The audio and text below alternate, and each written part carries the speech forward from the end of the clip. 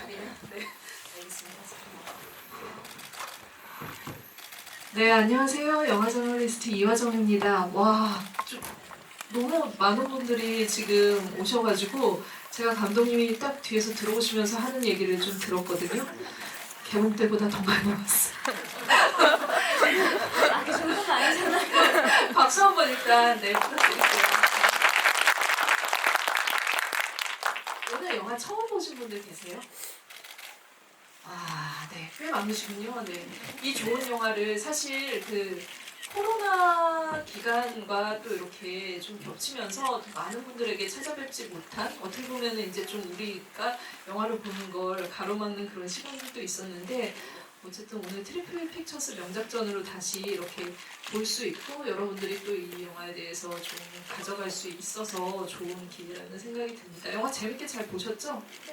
네. 재밌게라는 말이 좀 어불성설인데 너무 이제 그 마음이 좀 아픈 그런 상황이긴 한데, 그 순간순간에 신현식 감독님과 서현진 배우님의 그런 이제 그 여러 가지 그 배우로서, 연출가로서 줄 수 있는 여러 가지 것들이 숨어 있어서 오늘 또 토크가 더 뜻깊지 않을까라는 생각이 듭니다. 먼저 그러면은 감독님과 배우분께 인사 말씀 들어보도록 하겠습니다. 네, 감독님 먼저 인사 부탁드릴게요.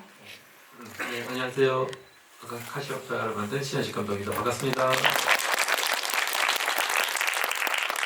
안녕하세요. 네, 수신역의 서현진입니다. 반갑습니다. 네, 2022년 6월에 개봉을 했으니까 지금 이제 그 1년 하고도 6개월 정도 거의 지나면 올해 지금 연말이잖아요. 다시 이제 그 수진을 이 자리에서 만나게 되는 그런 시간인데 어떤지 먼저 배우님께 좀 감상하고 말씀 부탁드릴게요.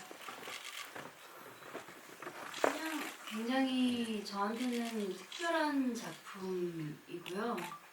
이 작품을 통해서 조금 연기하는 톤을 바꿔보자라는 계기도 됐고, 그리고 올 설에 감사하게도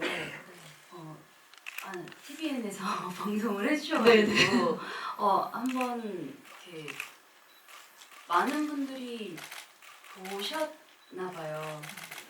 그랬던 계기가 됐던 것 같아요. 근데 그냥 정말 우연치 않게 이렇게 사실 이런 자리에서는 관람객분들의 직접적인 평을 들을 일이 별로 없잖아요. 네네. 근데 길 가다가 듣게 된 거예요. 길 가다가 다른 분들이 말씀하시는 걸? 아니요, 저를 보시고 그 설 특선 영화로 봤다고. 네. 그래서 정말 시가 갑자기 붙잡고 약간 이렇게 옆에 서 있었어요. 네. 신호등. 그렇지 않은 케이스죠. 실 관람객의 평을 들었는데 그런 영화를 만나게 돼서 굉장히 기뻤다고 말씀을 해주셔가지고 네. 기쁘다는 단어를 들은 게 얼마만이지? 라는 생각이 들었어요. 그리고 그런 영화를 찍을 수 있게 돼서 너무 좋았다라는 생각이 들었고, 오늘 저를 기쁘게 해주셨다고 말씀을 저도 드렸어요. 네. 저기 사실 이제 그 댓글이나 트위터로는 굉장히 많은 또 이제 의견들이 있었겠지만, 길 가다가 신호등 옆에서 이렇게 붙잡아서 이렇게 육성으로. 네. 이건 정말 색다른 경험일 것 같기도 하고, 다른 작품 많이 하셨을 때 그런 시간들이 많지는 않았었죠. 근데 전 약간 어떤 작품에 대한 리뷰를 들어도 그냥 앞에다 대고 싫은 소리 안 하시겠거니 하고 그냥 그러려니 내 좋은 말씀 해주시는 거겠거니 하고 약간 넘어가는 게 있거든요. 칭찬해 주시겠는 거겠거니. 근데 그분은 너무 찐이셨어요. 네. 너무 두 손을 꼭 쥐고 이렇게 너무 잘 봤다고. 그리고 나이도 좀 있으신 여성분이셨거든요. 그래서 마음이 좀 뭉클하더라고요. 네. 여러분 기쁘셨죠? 여러분들도 오늘. 네. 기쁘셨다면 박수 한번 부탁드리겠습니다. 오늘 어떤 얘기 물어보셨는데 약간 그래서 저도 다시 네. 수진이를 또 만날 기회가 있다고 해서 촬영 중이지만 달렸습니다. 네. 만나고 싶어서. 네. 감독님께도 또 이렇게 어떻게 보면 감독님은 너무 끊임없이 작품을 그 사이에도 하고 계셨어서 이 작품을 다시 이제 1년 전의 작품을 복귀하는 또 이런 자리인데 어떤 생각이 또 드실까? 혹시 뭐 길 가다가 붙잡아 세우실 분은 없으신가 또 얘기를 좀 들어보도록 하겠습니다. 작년 말에 이집트에서 상영할 기회가 있어서 이제 이집트에 갔는데 이집트 관객분들이 제가 길 가다가 붙잡고 근데 그 길이라는 것은 극장 앞 길이었긴 한데 연관성이 예, 이집트어로 비슷한 소감을 많은 분들이 얘기를 해주셨어요. 이집트어로? 네, 이집트어로 하신 분도 있고 영어로 네. 하신 분도 있고. 네. 근데 어쨌거나 이제 뭐 어떤 의미로 얘기하시는지는 이제 다 이해가 되는데 뭐 그런 시간도 있었고. 근데 사실 저는 개인적으로 이 작품이 뭐 앞으로 뭐 이제 서현진 씨나 저나 뭐 다양한 작품을 해왔고 해오겠지만 개인적으로 좀 애틋한 뭐 네. 그런 감정이 있는 작품이에요. 개인적으로 애틋한 감정. 네. 조금 들어봐도 될까요? 그걸 모르겠어요. 그걸 어떻게 설명해야 될지. 그러니까 이게 뭐 똑같은 자식이 있어도 뭐 막 다양한 자식이 있겠죠. 뭐 이 작품이 뭐 저에게 돈과 명예를 주지는 네. 않더라도 저 개인적으로는 마음 한켠에 늘 이렇게 좀 다른 자식들하고 다 같은 자식이어도 네. 좀 다른 자식, 좀 다른 의미, 마음속 한켠에 있는 그런 작품인 것 같아요. 앞으로도 그럴 것 같고. 네, 와주셔서 감사합니다. 네. 박수 한번 부탁드릴게요. 서현진 배우님께서는 좀 특별한 자식이었다라는 거를 좀 이렇게 같이 작업하시면서 느끼셨어요? 이 작품이 감독님에게. 작업을 하면서는 잘 못 느꼈고요. 네. 왜냐면 감독님을 네. 처음 뵙기 때문에. 근데 저는 그때 저희가 개봉을 했을 때도 말씀을 드린 적이 있지만 뭔가 글을 쓰신 분이 또 감독을 디렉팅을 봐주시는 현장을 사실 드라마에서는 경험을 할 수가 없는 현장이기 때문에 너무 잘 알고 있는 사람과 이제 현장에 같이 소통하면서 찍을 수 있는 게 이렇게 큰 힘이 있구나. 네. 그리고 거침없이 잘라내시는 거예요. 필요 없는 부분은. 그것 또한 참으로 좋은 부분이었고요. 그리고 뭔가 나보다 더 잘 아는 글에 대해서 사람이 현장에 있는 게 참 든든했어요. 네. 신현식 감독님께서는 사실 이제 여러분들은 너무 많이 이제 독립영화를 사랑하시는 분들은 많이 이제 감독님의 작품을 접하셨겠지만 뭐 러시안 소설이나 배우는 배우다 조류인간 그리고 뭐 또 이제 로마서 8장 37절 막 이런 영화들을 쭉 만들어 오면서 카시오페아까지 오면서 약간 그냥 연출만 하는 게 아니라 지금 배우님 말씀하신 것처럼 직접 글을 쓰시고 사실은 이제 그런 것들을 모두 통솔할 수 있는 기획자의 마인드를 가지고 있는데 그 기획 안에는 우리가 늘 이제 스타 시스템에서 어떻게 보면은 손쉽게 떠올릴 수 있는 배우들을 캐스팅을 해서 이제 규모가 커진 영화를 만드는 것보다 늘 이 작품들의 공통점은 새로운 배우들을 좀 발굴을 하고 또 이렇게 관객과 접점을 만들어주고 그 안에서 작업자들도 좀 즐겁게 새로운 도전을 할 수 있는 작품들을 만들어 오셨거든요. 그래서 저는 이제 이 카시오페아가 이제 영화 자체로의 의미도 있지만 어떻게 보면 서현진 배우가 감독님의 기획 안에 그 틀 안에 완벽하게 포섭이 됐다라는 생각이 들어요. 왜냐면 그 전에 이제 작업을 하신 작품들은 우리가 너무 좋아하는 작품들은 드라마의 진짜 제왕이시잖아요. 너무 이제 다음 작품을 뭘 할지 기대를 할 때 우리가 이제 서현진 배우와 드라마를 빼놓지 않고 생각을 하게 되고 영화보다 뭐들 몰라주세요.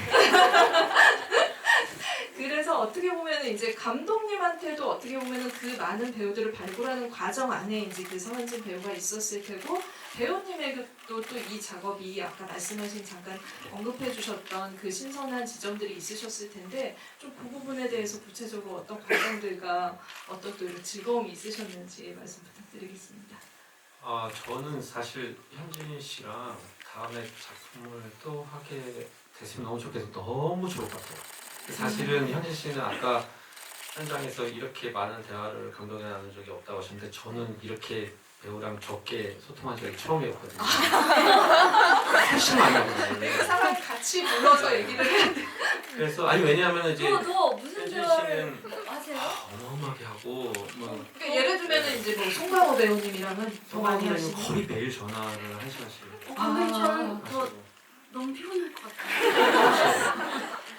근데 이제 배우분들마다 스타일도 다르고 네. 이런데 이제 송강호 선배님 사실 극단적인 예고. 그리고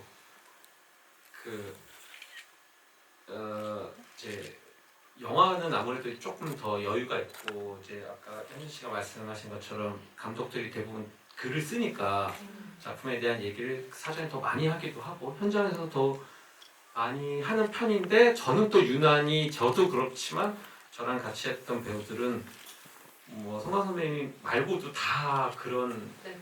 형류들의 배우분들이어서 그게 되게 익숙한데 현진 씨는 사실 저도 처음 해보다 보니까 서로 되게 조심스러웠던 것 같아요. 그러니까 현진 씨, 현진 씨도 제가 너무 힘들까봐 얘기 안 하신 게 있을 수도 있고 저도 그랬을 것 같은데 지나고 나니까 저는 없어요. 없어요? 근데 저는 뭐 말씀 안 하신 거 있으면 지금이라도 아니 그런 건 아닌데 작품을 하면서 하셨던 이야기가 있으셨다면 더 파고들고 싶은 부분들은 좀 있었는데 사실 그 조심스러웠던 이유가 지금 현지 씨하고 처음 해서 그런 것도 있고 작품의 역할 자체가 이 수진이라는 역할이 사실 그냥 이 역할 자체가 굉장히 이렇게 함몰되고 집중을 해야 되는 역할인데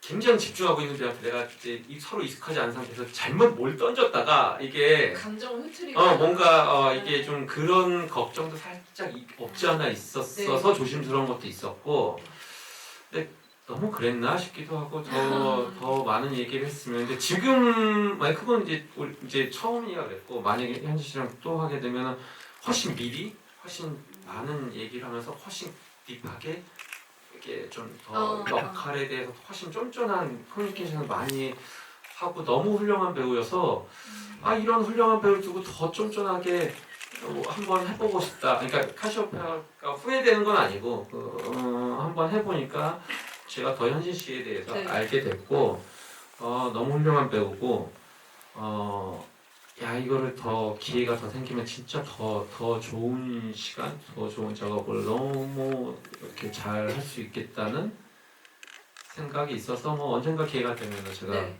한번 좋은 작품으로 또 모시고 싶거든요. 약간 얘기를 듣다 보니까 기승전 다음 작품 캐스팅까지 이어지는 이런 흐름이 있다 이 생각이 좀 들긴 하는데 이런 네, 거가 회차 막 이런 거 말하면 안 되는 거예요? 아니요. 네, 이거 네. 며칠 네. 만에 찍었다. 네네 네. 되죠 완전 되죠 22회차. 저희 22일 만에 사실 이 영화를 다 찍었거든요. 어마어마하네요 진짜 말이 다 이렇게 다른 감독님들한테 이 얘기를 하면 다 깜짝 놀라세요. 약간 무슨 얘기를 하려다가도 22일 만에 찍은 영화야 그러니까 입이 쏙 다 들어가시더라고요. 그게 사실 말이 있을 수 없는 환경이고 감독님이 정말 머리 안에 모든 계산이 다 서 계셨기 때문에 가능했고 현장 편집이 지금 머릿속에서 다 되고 계셨기 때문에 가능했던 현장이었다라고 생각합니다. 네. 아니 근데 저는 이제 사실 이제 그 전까지 그 배우님의 필모그래피 안에서 드라마를 할 때 어느 정도 좀 이제 예측 가능한 흐름이라는 게 있었다라고 생각을 하거든요.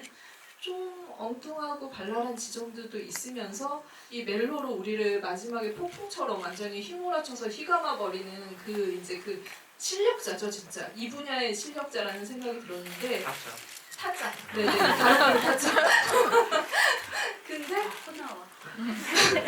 스크린으로 가서 서현진이라는 배우의 모습을 보면은 좀 약간 좀 특이하다는 생각이 들었고 무슨 생각으로 어떤 경로를 거쳐서 아니면 어떤 이제 그 접근 방법을 통해서 작품을 선택할까 이 궁금증이 늘 있었어요. 이제 구혜성 감독님과의 작품들도 많이 하시기도 하셨고, 그러니까 영화를 아주 많이 하지는 않는데 좀 새로운 선택이다. 그러니까 어떻게 보면 영화에서 하던 그런 그러니까 드라마에서 하던 그 캐릭터와는 다른 것들을 모습들을 좀 보여주고자 하는 욕망 같은 것들이 조금 있다라는 생각이 들었는데 카시오페아가 어떻게 보면 좀 절정이라는 생각이 들었거든요. 그래서 이 수진이라는 그 캐릭터와 이 영화는 배우님에게 어떤 욕심이 나는 어떤 그 매력이 있는 작품이었었는지. 이게 똑같은 질문을 다른 감독님한테 들은 적이 있어요. 근데 저는 제가 영화를 대본 뭐 어떤 드라마든 영화든 대본을 고르는 기준은 딱 하나인데요. 물론 글이 좋아야 됐지만 특히 영화는 내가 보고 싶은 영화, 내가 극장에 가서 보고 싶은 영화여야만 내가 할 거야 라는 욕심이 있었던 것 같아요. 왜냐면 저는 굉장히 매니악한 편이거든요. 이 얘기했을 네. 때 엄청 싫어하셨어요, 감독님이. 아 그럼 우리 얼마 잘 안 되겠네 막 이러시면서 무대 행사 다닐 때. 대중적이지 않은. 네. 근데 저는 제가 제 취향을 포스터만 보고도 알 수 있거든요. 그래서 제 취향의 글이었고 그게 그대로 영화가 완성본으로 나와서 너무 행복했어요. 내가 보고 싶은 영화에 내가 출연할 수 있는 행운은 진짜 가질 수 있는 최고의 행운이라고 생각하거든요. 이건 정말 내 필모그래피다. 네. 네. 네. 저희 박수를 한번 여기서 드려야 될 것 같아요. 너무 좋아하시네요. 네, 박수 너무 좋아요. 오늘 박수 많이 받는 자리니까 저는 근데 진짜 그러니까 이 작품 안에서 배우들이 이제 그러니까 촬영장에 있는 동안 과연 이 계속 변하는 감정선을 어떻게 조율했을까 이것도 너무 궁금할 텐데 너무 프로페셔널이기 때문에 그 부분에 있어서 집중도는 분명히 너무 높았을 것 같다는 생각이 드는데 오히려 그런 연기를 할 때 22회차를 하는 동안 어떻게 보면은 그 기간 동안 그 상황에서 빠져나왔을 때 과연 빠져나올 수 있었을까? 나머지 시간도? 약간 진짜 이런 연기를 할 때는 어느 정도의 그 나를 진짜 헌신해야 되는 걸까라는 궁금증이 굉장히 많이 들었거든요. 감독님 증언을 해주시면.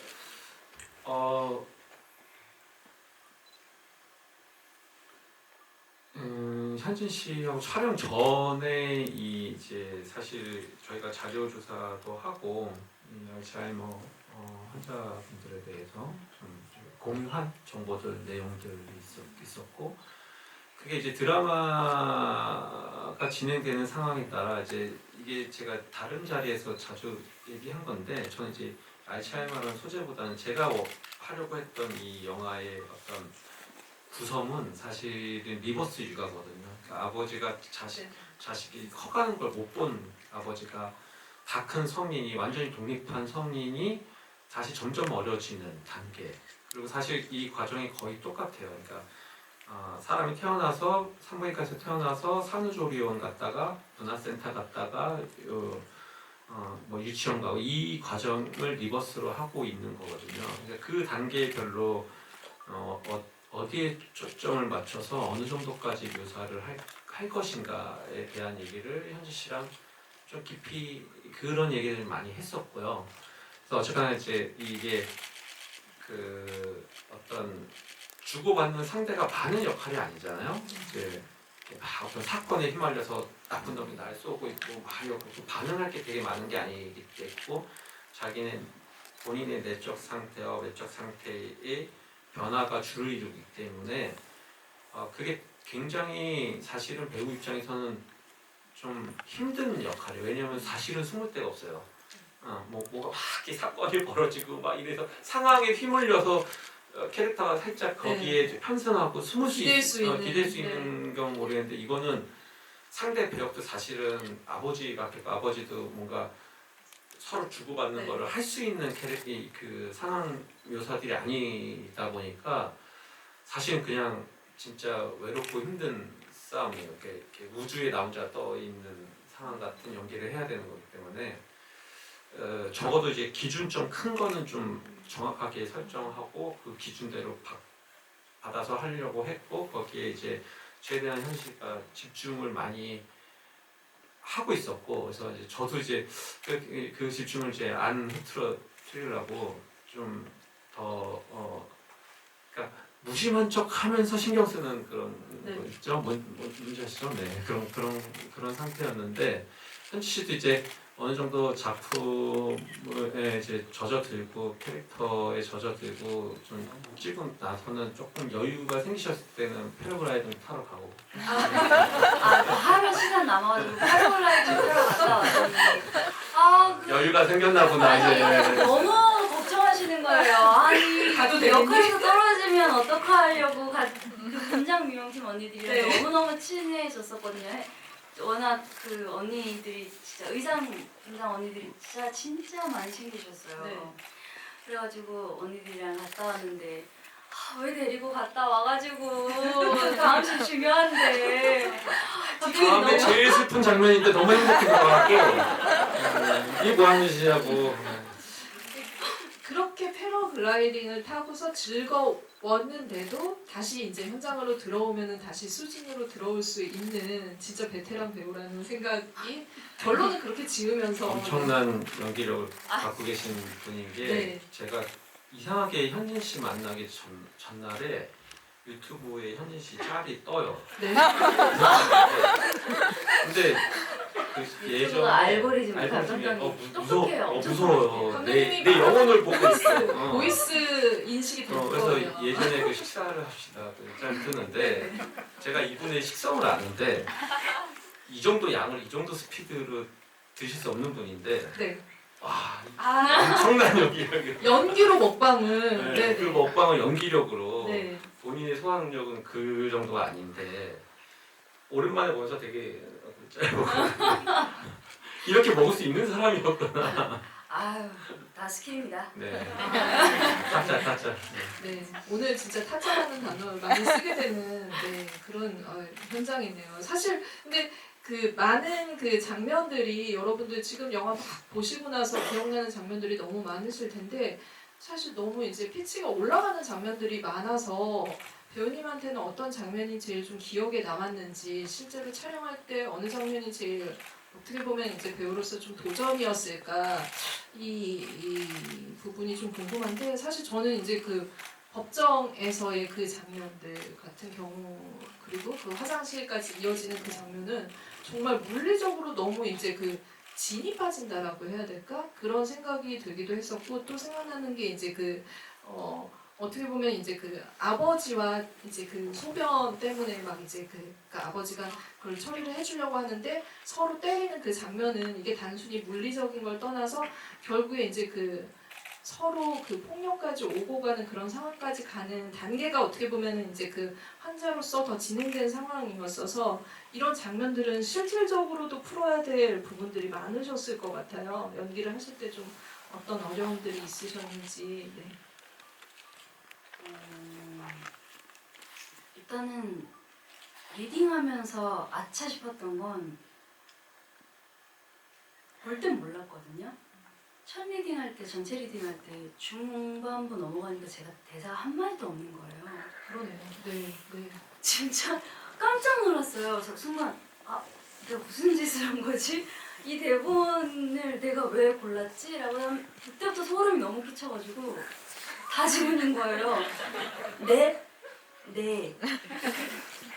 몇 마디 말고는 진짜 한 마디도 안 해요. 그래서 큰일 났다. 망했다. 이걸 어떻게 그래서 이제 어떻게 사실적으로 접근할 것인가 였고 기억에 남는 씬이요. 사실 다 거의 맞아요. 거의 다 그래서 현장에서 현진 씨하고 유일하게 긴장 안 하고 찍었던 게 이제 카세트 하신 차가 연기하는 씬. 나도 그치. 박스만 들고 있고 네. 차가 내려오는 걸 보고 있는. 그거 말고는 거의 다 이게 사실 숨 쉴 틈을 안 주네요. 네. 진짜 매 장면이. 그리고 이게 사실은 아까 말씀드린 것처럼 사건이 있으면 사건의 어떤 네. 오르내림에 좀 편승할 텐데 개인의 어떤 대사도 없고 어떤 그 동선도 많은 게 아닌데 이게 사실 결국에는 제일 이제 현진 씨하고 고민했던 거는 결국에는 어떤 이제 각신마다 어느 정도의 수위, 어느 정도의 레벨, 어디까지 보여주는지. 어느 정도 레벨로 조정을 해야 되는 게 전체 드라마에서 옳은 선택일까? 네. 그 고민을 사실 계속 제일 많이 했던. 네. 그러니까 사실은 이제 그 매 장면이 너무 이제 그 굉장히 감정 소모가 많이 되는 장면이긴 하지만 그리고 이제 그 부분들이 관객들한테 좀 자극적으로 다가오지 않고 어떻게 보면 우리가 굉장히 같이 갑갑해함을 느끼면서 이게 진짜 이런 상황이 벌어지면 어떻게 해야 될까까지 감정을 끌고 가는 거는 다양한 이제 그 치매와 관련된 부분들을 감독님이 조사를 하고 시나리오에 녹여내면서 그 고충들을 녹여냈기 때문이라는 생각이 들었거든요. 그래서 이제 이 케이스도 있지만 그 치매 환자를 돌보는 그런 상황에서 이 돌봄 노동이 가지고 있는 어떤 그 어려움 이런 것들 난점 이런 것들을 통해서 가족 관계를 어떻게 그렇다면은 그 상황에서 회복을 할 것인가에 대한 얘기까지 가고 있다라는 생각이 들어서 그 부분에 대해서 좀 메시지 부분을 좀 말씀을 더 해주신다면. 우리 저는 사실 다른 감독님들이나 창작자들은 어떤지 모르는데 저는 사실 어떤 소재 때문에 작품을 선택하지는 않고 그러니까 우리 극 예술이라는 것 자체가 우리가 어떠한 사회 안에서 살아가고 있는 인간의 얘기잖아요. 그 사람이 어떤 고통을 겪고 있고 우리가 살고 있는 세상이 어떤 세상인데 그런 고통을 겪고 있을까? 그리고 우리가 어떤 존재들이기에 이 인간관계에서 서로에게 이런 고통, 기쁨 이런 감정들을 서로 주고받느냐. 부모와 자식도 마찬가지고요. 근데 제가 사실 생각한 건 어쨌거나 관계라는 것은 사실 굉장히 1대1로 호응이 되는 게 아닌 것 같아요. 무슨 얘기냐면 부모는 이 양육의 목적은 내 자녀의 독립이거든요. 근데 진정 독립해서 세상에서 이렇게 살았으면 좋겠어라고 해서 열심히 자녀한테 쏟아부어도 이 자녀가 그걸 갖고 세상에 나갔을 때 어떤 모습으로 살아가게 될지 사실은 못 봐요. 사실은 모르고 저희 부모님도 사실은 모르고 못 보셨고 그런 면에서 저는 이게 이제 회복이라는 개념보다 저는 이 작품이 대단히 현실적인 묘사를 갖고 있는 가운데 전달하고자 하는 이야기는 사실은 판타지라고 생각합니다. 아버지가 이제 딸의 병 수발을 하고 알츠하이머 병에 걸린 굉장히 자랑스럽고 너무너무 똑똑한데 너무너무 미안했어. 그거를 하는 기회가 주어져서 하고 있을 때 있는 관계. 그러니까 사실 인간관계라는 게 뭐 가족 관계도 마찬가지고 늘 그런 것 같아요. 그러니까 우리가 동등하게 1대1로 이걸 주고 이걸 받을 수 있는 상황이 늘 아니고 아버지가 줄 수 있을 때는 자식이 못 주고 자식이 줄 수 있을 때는 아버지가 못 주고 우리가 같은 레벨에서 서로 바라보지 못한다는 것 자체가 인간관계에서 생기는 많은 감정들이 거기서 유발되는 것 같아요. 네. 감독님과 배우분의 이야기를 좀 들어봤는데요. 저희 또 오늘 처음 보시는 분들도 계시고 궁금증이 많으셔서 지금 많이 단톡방에 질문들을 주셨어요. 하나하나 좀 소개를 해드리면서 같이 또 이야기를 나눠보도록 하겠습니다. 먼저 이제 오늘 트리플 피처스 명작전으로 또 이제 이 작품을 만나게 되는 그런 기회가 생겼는데 신나는 포로도님 요거를 좀 소개를 해드릴게요. 카시오페아랑 비닐하우스 트리플 피처스 작품이거든요. 네. 비닐하우스 이 두 편을 보니 트리플 픽처스의 악취미를 알겠네요 라고 하셨습니다. 약간 부정적인 의미는 아니었던 것 같아요. 마음에 애리 있다라고 하셨습니다. 굉장히 마음을 아프게 하는 영화들을 계속 하고 계십니다. 대표님 어떻게 하실지 앞으로 계획에 참조해 주시길 바라면서 또 다음 질문 넘어가도록 하겠습니다. 네, 영원히 기억할게 아이디 쓰시는 분이 감독님께 보통 치매라는 소재는 나이 많으신 분들이 주로 주인공이 되는데 젊은 나이의 캐릭터로 설정하신 이유가 궁금합니다. 질문 주셨거든요. 여기 영화에서도 나오는데 초록이 치매라고 실제로 이제 발병을 하고 있는 병이기도 하고 영화에서 37세죠 수진. 네. 어떻게 그 소재를 접하고 하시게 되셨는지. 아까 이제 사실 말씀드린 것처럼 그 소재 자체의 방점은 사실 리버스입니다. 아버지, 그러니까 자녀의 성장을 못 본 아버지가 자녀와 함께 하고 이 자녀는 점점점 어려지고 있는 상황에 사실 방점을 찍은 거고 초록이 치매에 관련해서는 사실 이전에 다른 작품들 때문에 좀 많이 알고 있었어요. 이게 사실 좀 뭐랄까 좀 쉽지는 않아요. 이런 소재를 어쨌거나 건든다는 거는 왜냐면 환자분 가족분들이 분명히 계시고 그리고 이런 일들이 진짜 이렇게 많이 있어요. 저희 사실 그 재난 문자 많이 뜨잖아요. 네. 실제로 그 가족분들은 고통을 당하고 있거든요. 진짜 이렇게 집을 나가서 이렇게 못 돌아오시는 분들이 꽤 있고 해서 그런 건 사실 좀 다른 것 자체는 어쨌거나 어떠한 목적으로 제가 생각을 하고 하더라도 누군가 이걸 어떻게 받아들일지 사실 가늠이 아니기 때문에 힘든 부분이 있었고 이거는 소재 자체는 사실 오래전부터 이렇게 많은 그 정보와 공부는 하고 있었고요. 그렇습니다. 엄청난 계기가 있어 이렇게 하는 건 아니고요, 창작이. 네. 저희가 아까 이제 그 감독님과 그 서현진 배우님의 협업에 대해서 잠깐 얘기를 나누긴 했는데 좀 구체적으로 파고드는 질문이 있어서 소개해드리도록 하겠습니다. 짱짱님께서 연기가 너무 인상적이셨다고 하셨고요. 감독님께서 초록이 치매 플러스 하나의 어머니 플러스 부녀 관계 이런 복잡한 수진 캐릭터를 서현진 배우님께 선물한 계기가 있으실까요? 라고 하셨습니다. 선물이라는 표현을 쓰셨는데 진짜 많은 배우들이 있으셨을 텐데 어떻게 서현진 배우님과 이렇게 같이 제안을 하게 되셨는지. 현진 씨 처음 만날 때 제가 그 얘기를 했는데 이게 이 배우는 악기잖아요. 일종의 이제 그 기본 그 배우마다 음색이라는 게 있어요.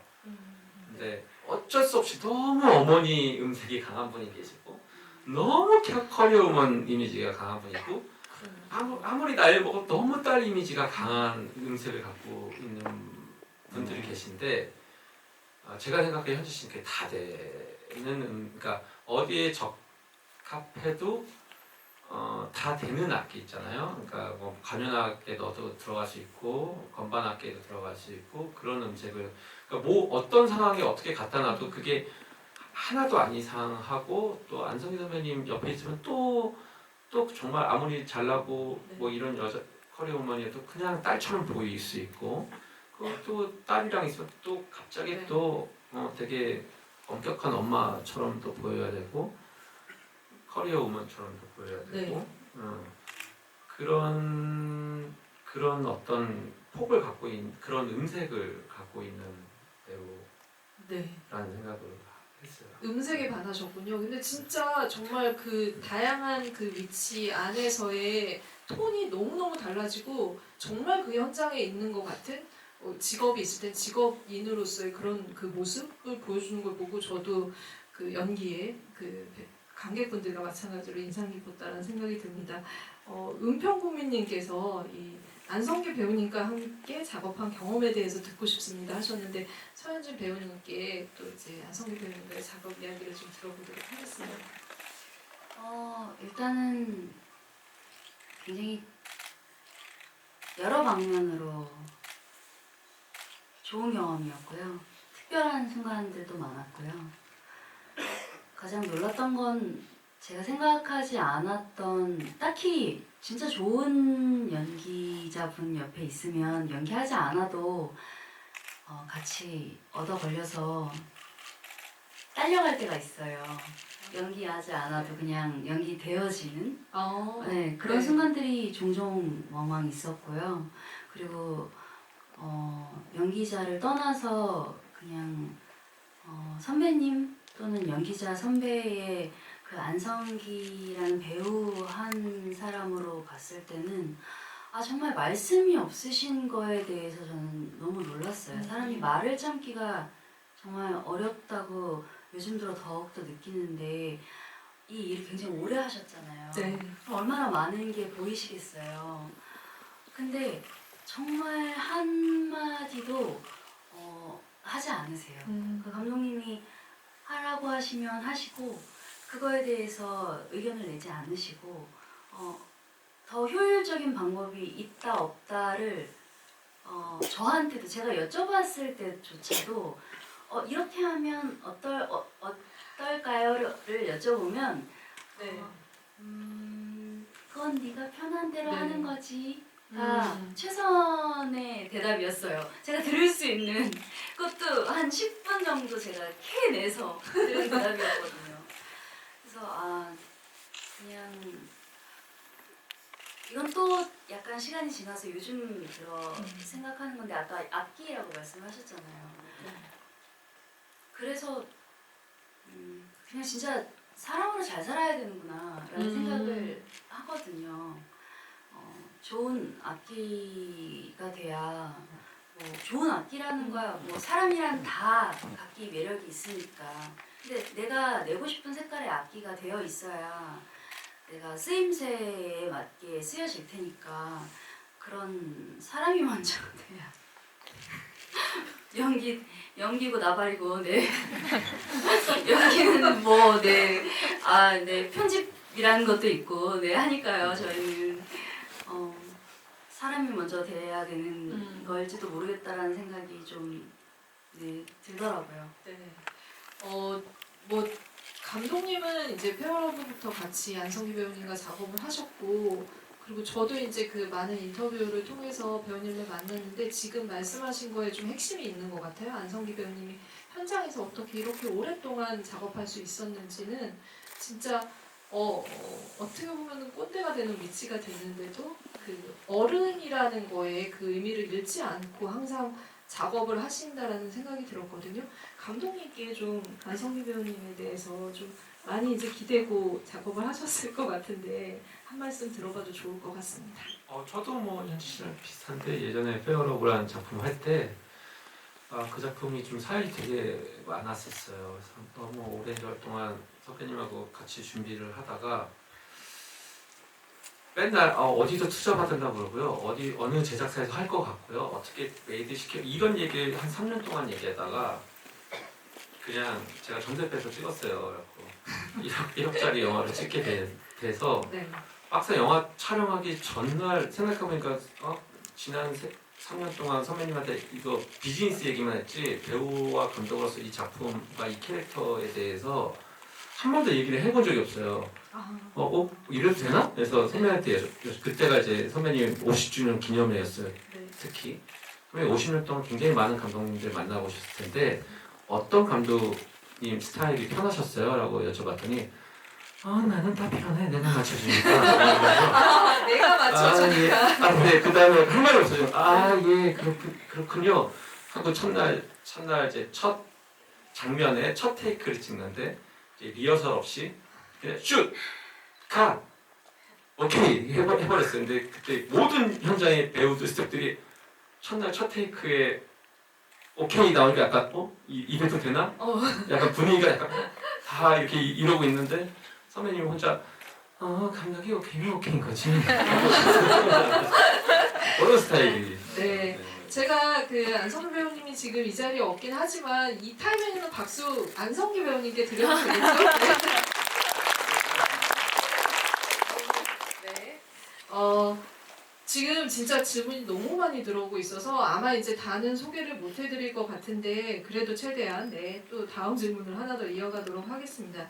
슈리닝 안경 네오님께서 서현진 배우님께서 수진이라는 어려운 연기를 너무 몰입도 있게 연기하셨는데 연기하는데 참고했거나 몰입을 잘하시는 비결이 있는지 궁금합니다라고 질문 주셨어요.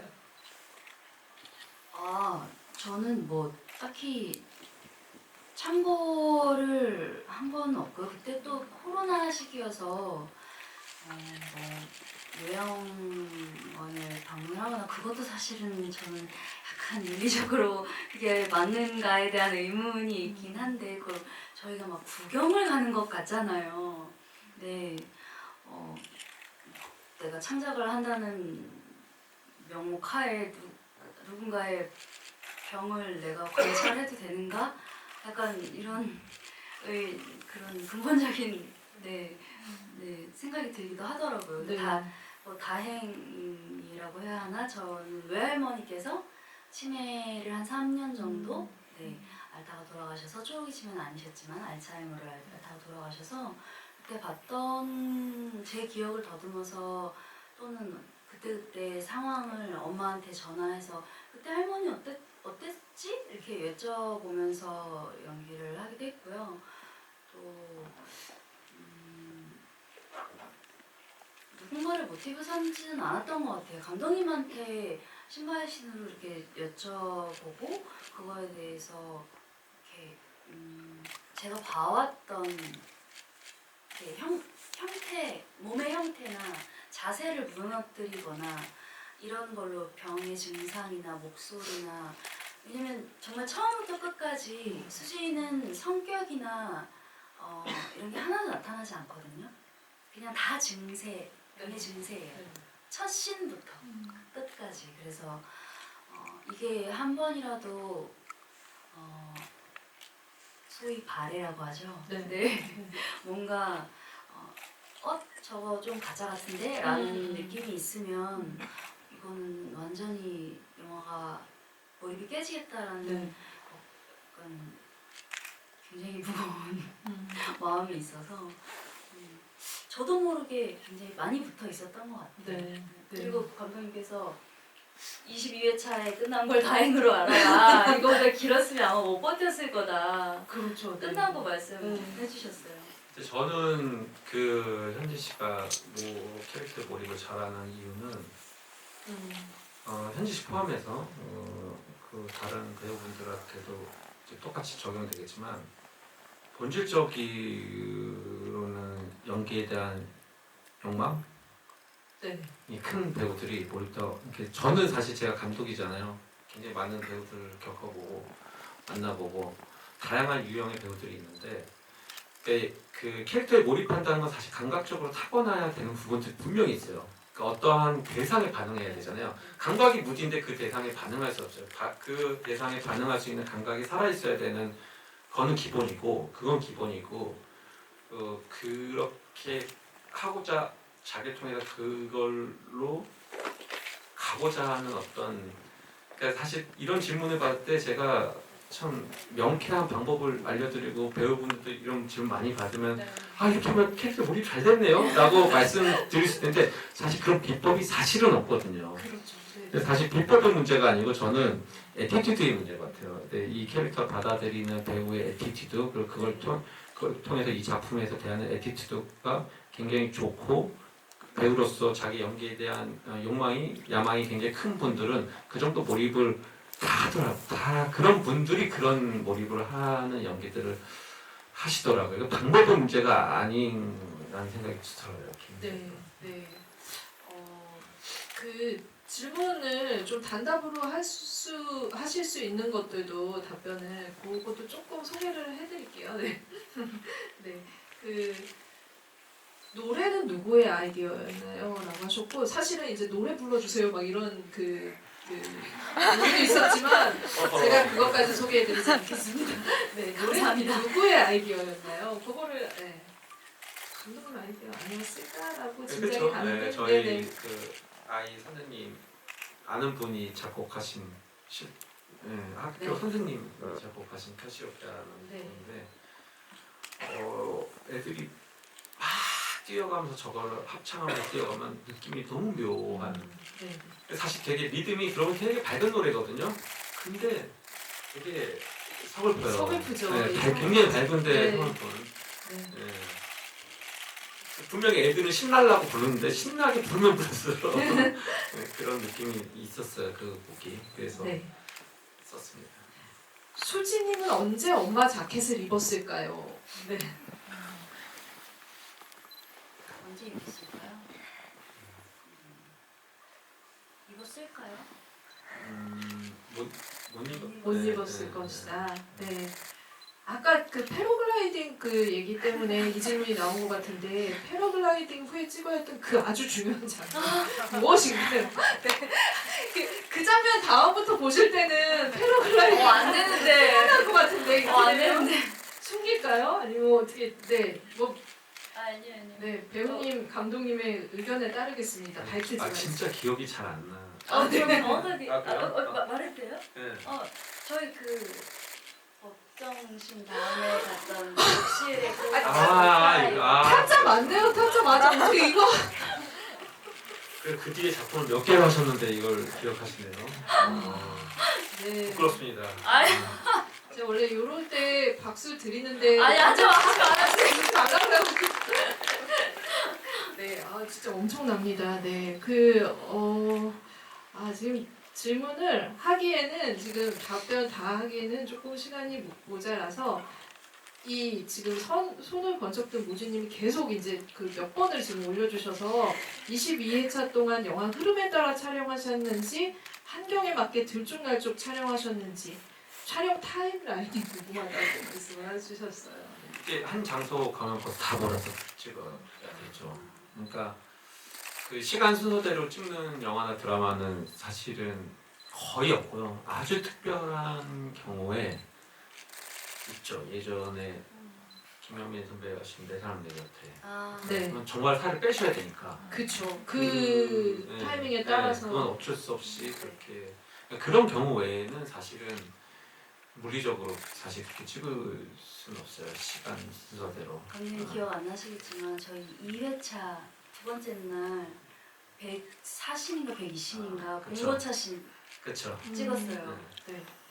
그건 기억나요. 네. 그때 제가 화장 지워도 되냐고 했더니 네. 엄청 좋아하셨던. 기억력은 지금 서현진 배우님이 압도적으로 좋은 것 같다는 생각이 지금 질문을 파고파고 들면서 더 드는 생각은 그렇습니다. 이 카시오페아 그 아이디 쓰시는 분이 이 제목 왜 카시오페아인지 북극성으로 하실 수도 있으셨을 것 같다라고 하셨는데 어떤 뭐 고민이 있으셨다면 말씀 주시면 좋을 것 같아요. 북극성을 찾으려면 카시오페아를 찾아야 돼요. 그러니까 부모란 게 그런 존재 같아요. 자, 너 이렇게 앞으로 살았으면 좋겠어. 이렇게 세상에 나와서 이렇게 살았으면 가르치고, 자, 저 북극성을 보고 가. 저기가 비상구야.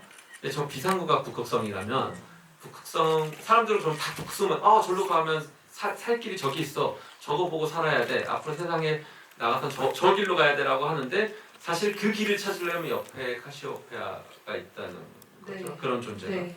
네. 두 분이 같이 진짜 카시오페아 같은 존재가 돼서 다음 작품을 하시면 좋을 것 같다. 같이 그런 생각 여러분들이 이번 작품 보시면서 더 하실 텐데 마침 또 질문이 이제 감독님께서 혹시 이제 다음 작품에서 같이 하게 된다면 배우님께 어떤 역할을 주고 싶으신지 그 질문이 있었고 또 차기작이 궁금하다고 하셨는데 두 분 각자 그 이후에도 너무 많은 왕성한 활동을 하고 계시는 텐데 하고 계시고 있죠. 네, 그 마지막으로 좀 계획과 두 분의 협업에 대한 계획도 같이 들어보도록 하겠습니다. 저는 당연히 현진 씨랑 너무 또 어쨌든 저는 진짜 되게 이렇게 그런 제 복이라고 생각해요. 저는 단 한 번도 이렇게 훌륭하지 않은 배우, 늘 훌륭한 배우분들하고 만났고 너무너무 행복했고 그게 제 복이라고 생각하는데 현진 씨하고 22회차에 찍은 거는 좀 아쉬워요 사실. 많이 아쉽고. 회차가 너무 부족하다. 네. 좀 더 긴 호흡으로 정말 쫀쫀하게 작품에 대한 얘기도 나는 사실 훨씬 배우들하고 많은 커뮤니케이션을 하는데 고작 그 정도. 필요한 것도 아니죠. 감독님 제발 이제 그만합시다 소리 할 때까지. 뭐 하여튼 저 되게 작품을 갖고 더 많이 소통할 수 있을 것 같고 더 되게 즐거울 것 같고 그래서 하고 싶은 작품이 있어요. 그래서 당장은 아니고 제가 당장은 이제 아마 영화를 먼저 할 것 같고 네. 이제 하고 싶은 게 있습니다. 지금 말해 지금 말하는 저는 완전히 소속사를 통해 입장을 밝히도록 하겠습니다. 저 뒤에서 노려보고 있는 사람이 한 사람 있어가지고. 근데 진짜 그 카시오페아는 두 분의 서막인 것 같아요. 왜냐면은 그 감독님은 그 같이 하신 분이랑 안성기 배우님도 그렇고 송강호 배우님도 그렇고 많은 배우님이랑 계속 이제 그 다른 작품을 같이 작업하고 거기서 또 영감을 얻어서 이 배우들과 어떤 작업을 할지를 고심하시기 때문에 분명히 조만간에 같이 하시지 않을까라는 생각을 하고 서현진 배우님은 소속사를 통해서 곧 입장 발표가 있으실 거라는 생각이 듭니다. 오늘 이렇게 그 명작전으로 트리플픽처스 명작전으로 카시오페아 다시 만나 뵙게 됐는데요. 두 분께 마지막 인사를 그 한마디 듣고 자리 정리하도록 하겠습니다. 네, 날 추워진데 보러 와주셔서 너무 감사드리고요. 이제 현지 씨도 지금 이제 트럼프라는 작품 촬영 한참 촬영 중인데 짬내서 와주셔서 너무 감사드리고 저는 이제 삼식이 삼촌이라는 작품을 이제 송강호 선배님 저 다 첫 드라마예요. 그래서 여기 들어오기 전에 현진 씨한테 존경한다고 존경의 표시를 드라마 찍다 이빨이 4개가 빠졌었는데 실화예요, 실화. 네, 실화입니다. 그래서 네. 이렇게 그 현진 씨가 드라마 촬영을 이제 하는 사이에 이 카시오페아를 찍었었는데 너무 힘들었겠다. 그거를 새삼 깨달아 이제 와서 깨달아서 제가 누누이 네, 말씀드리지만 제가, 너무 편했습니다. 네, 그래서 하여튼 너무 새삼 그런 생각이 들었고 그래서 저희 현진 씨의 차기작도 기다려주시고 저의 차기작도 기다려주시고 뭐 또 이런 자리에서 또 만나 뵙게 되면은 너무너무 즐거울 것 같습니다. 네, 감독님께 박수 한번 부탁드릴게요. 네, 저는 감독님께서 다 말씀해 주셨으니까 제가 너무 많은 대사들이 있지만 좋아하는 여러분들께 오늘 들려드리고 싶은 카시오페아의 어떤 한 대사를 인용하여 살면서 서로 상처 주지 않으면 참 좋을 텐데 누군가에게 서로 상처 주지 않으면서 남은 올 한 해 며칠 안 남았죠? 상처 주지 않고 상처받지 않으면서 올 한 해 마무리 잘 하시기 바라겠습니다. 늦은 시간에 여기까지 발걸음 해주셔서 감사합니다. 네, 감사합니다. 네. 오늘 이렇게 끝까지 같이 함께 해주셔서 너무 감사합니다. 그 트리플 피처스 명작전 계속 쭉 이어지니까 또 다른 작품에도 많은 관심 부탁드리겠습니다. 감사합니다.